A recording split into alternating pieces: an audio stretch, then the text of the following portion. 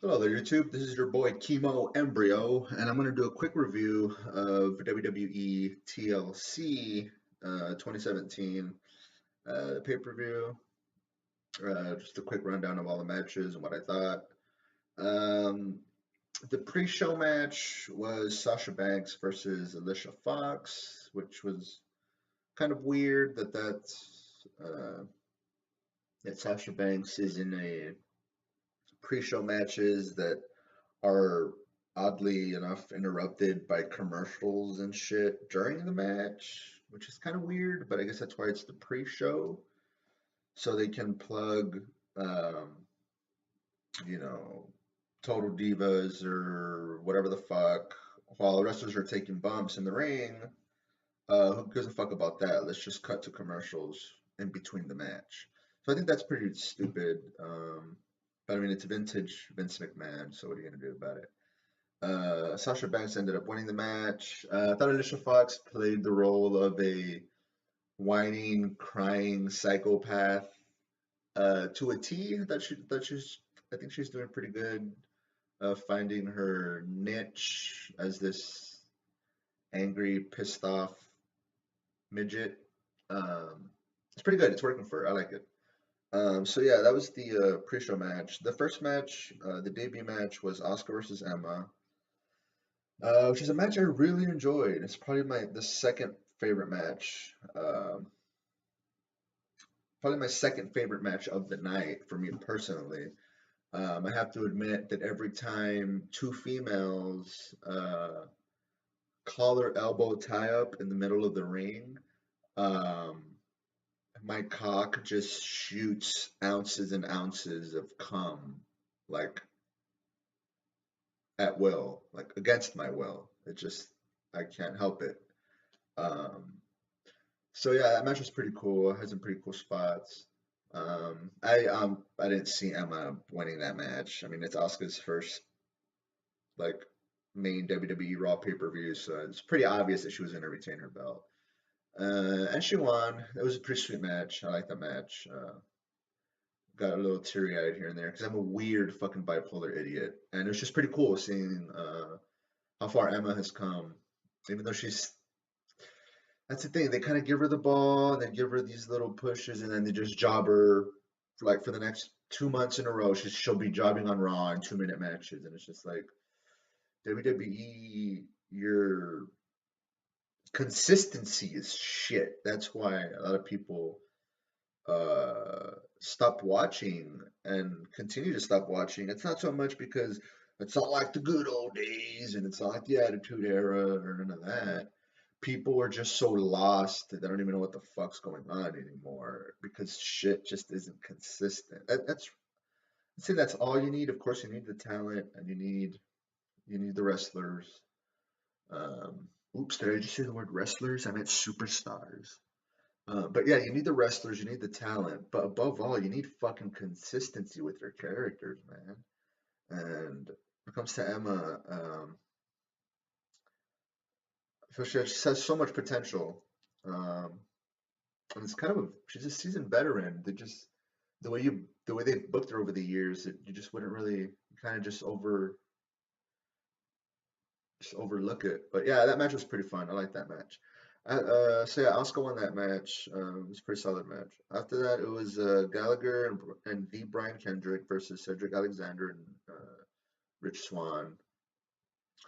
That match, I'll admit, I was kind of paying attention to it and kind of doing the Twitter thing while watching it, so I wasn't fully engaged, but it was a solid match. Cedric Alexander ended up getting the pinfall. He's probably the most talented cruiserweight around right now. Every time I see him, I don't know. Something about that guy. He just kind of outshines all the other cruiserweights when they're in these 3-on-3 tag matches or 2-on-2 tag matches. So it'd be really cool to see them let Cedric Alexander do his own thing by himself. Um, and see what I think the sky's the limit for that guy if they book him right. So yeah, Cedric Alexander and Rich Swann won that match. Pretty solid match. After that, it was the match for the Raw Women's Championship: Alexa Bliss versus Mickie James. Um, that's a that match was pretty. It was a fun match. I just felt there was some. I don't know. I felt like there was too like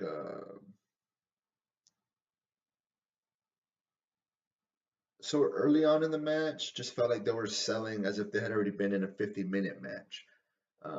That's kind of like my only gripe. Nothing too big. It was a fun match.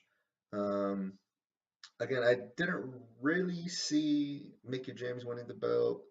WWE's been really high on Alexa Bliss lately, and I mean, who could blame them? She's a fresh face. She's over with the crowd. Not she's like kind of like a heel. She's kind of bitchy, but the crowd likes her. You know, they kind of like rooting for that. You know, for the bad kid on the block or whatever the fuck. And I don't know. Alexa Bliss is just she can cut a good promo too. She seems kind of like a natural. Um, I'm not too sure what their wrestling background or history or how long she's been wrestling and they're in the wrestling business, but yeah, I didn't really see Mickey James winning that match. It was a fun match though. I didn't like how at the end, once Alexa Bliss got the pin, I didn't like how Mickey they give Mickey James the mic and she was like, "Just so you know, it's not my last match, and it won't be my last time as women's champion. I will be back." And it's like, dude, don't you know?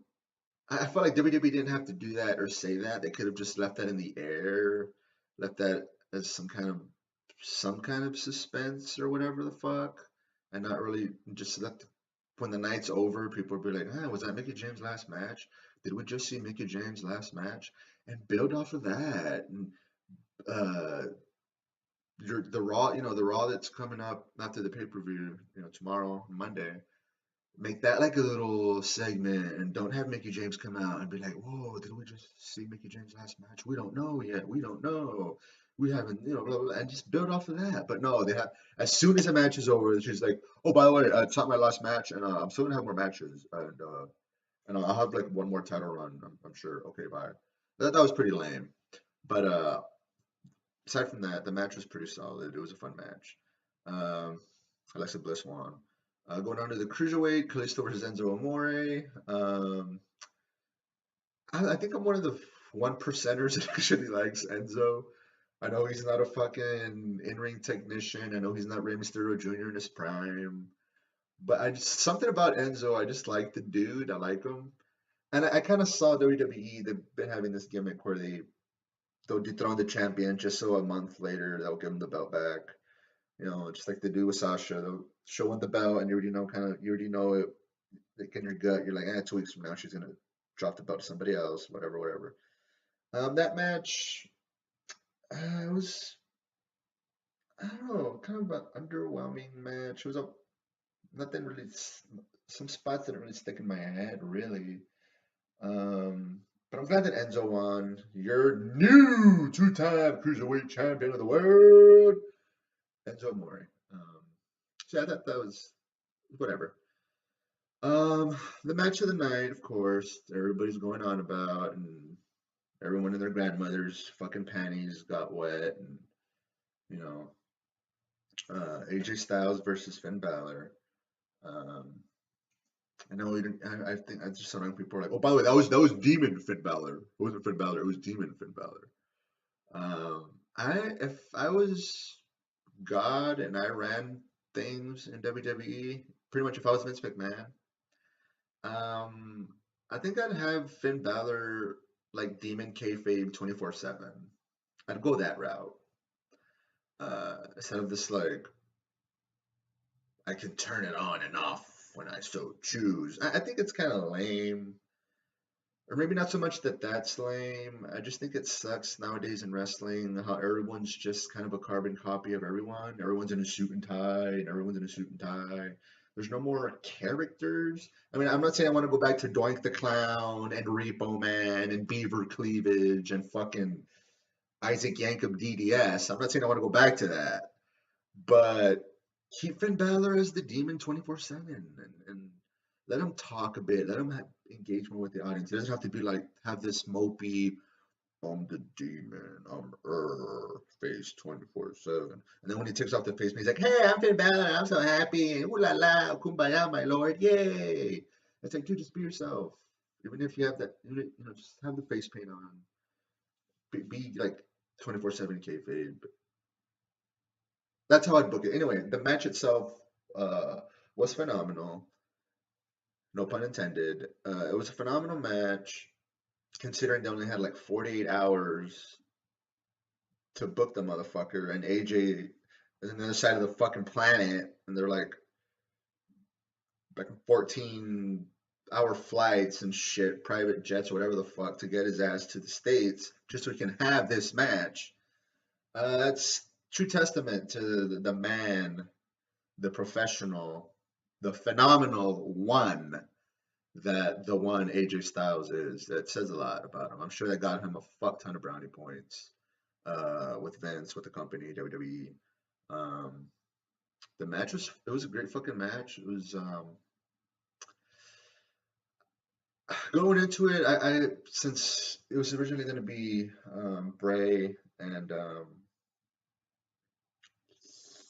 Finn Balor, I figured the way they were building that feud, and once it was canceled and they went to AJ Finn Balor, I kind of figured and I had a sense that Finn Balor would go over.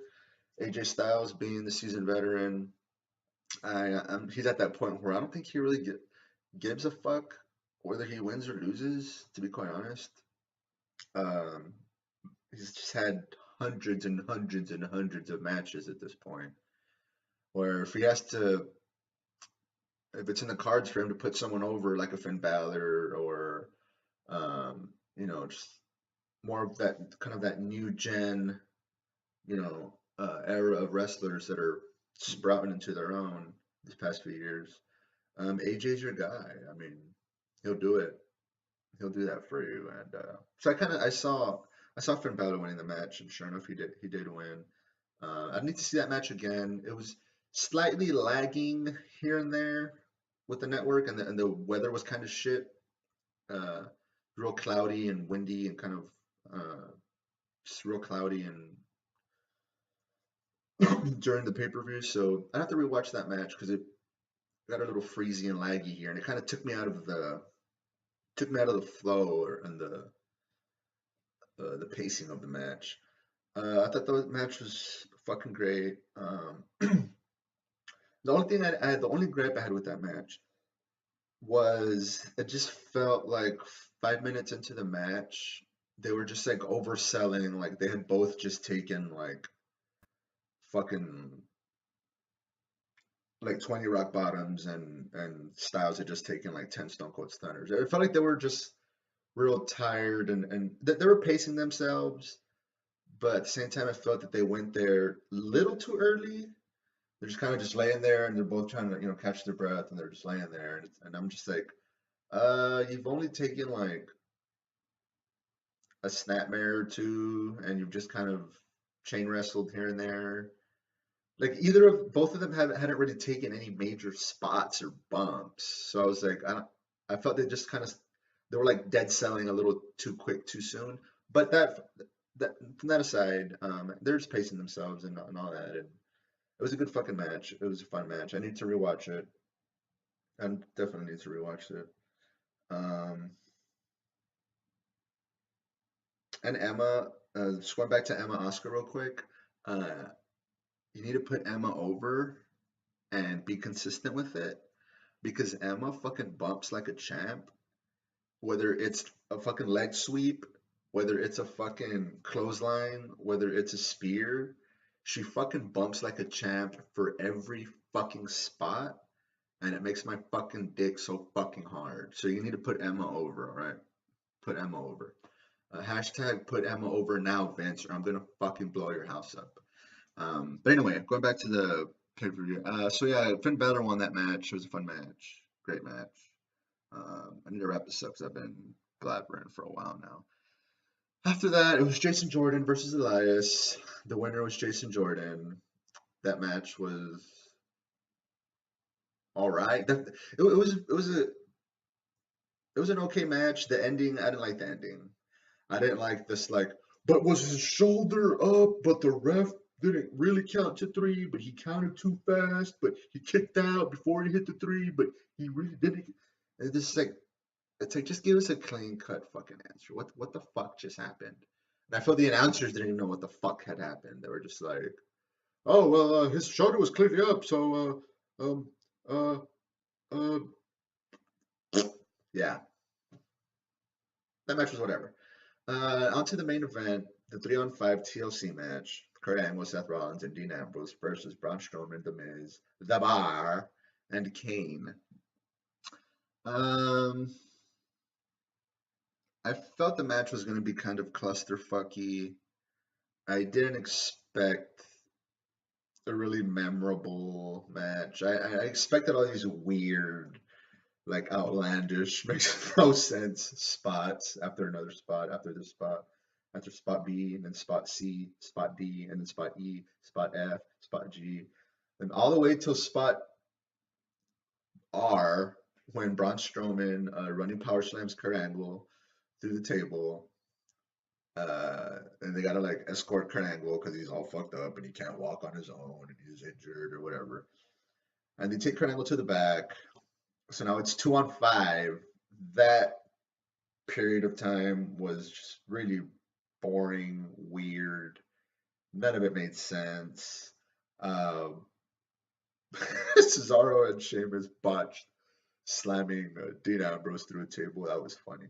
That was like the highlight of the match for me. It goes to show how much I was super invested in that match. For a lot of people, it's just a nostalgia. Kurt Angle's match. I didn't see him taking like sick bumps, and of course he didn't. He took a couple, which maybe just the Braun Strowman thing or whatever. But I mean, I didn't see him. And I knew they were gonna take care of him. I knew they were gonna take care of Kurt, and they did. One thing that I thought was funny uh, was when Kurt Angle's music hits, and it's like, oh my God, Kurt Angle's coming back. And he's like, he comes back and he's like kind of limping or not limping or whatever. He's like hurt, but he's like sucking it up. He's like, I'm not done, bitch. I'm still alive. I thought I was laughing my ass off when his music hit because I just love the psychology of like just the wrestling world, the wrestling bubble, the wrestling reality of like, I'm injured, I'm fucked. Okay, I'm gonna go back and help my homeboys. Fuck it. Hey, by the way, cue my fucking music before I go out, motherfucker. The world needs to fucking know. Hurry up, cue my fucking music. I can't step out into the fucking crowd until you play my fucking music. Fuck, hurry the.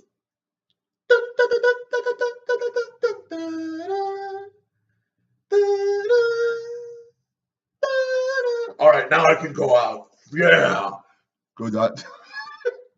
I thought it was funny. It's like, did you really need to play music? That was kind of cute and cheesy, but so yeah, that match.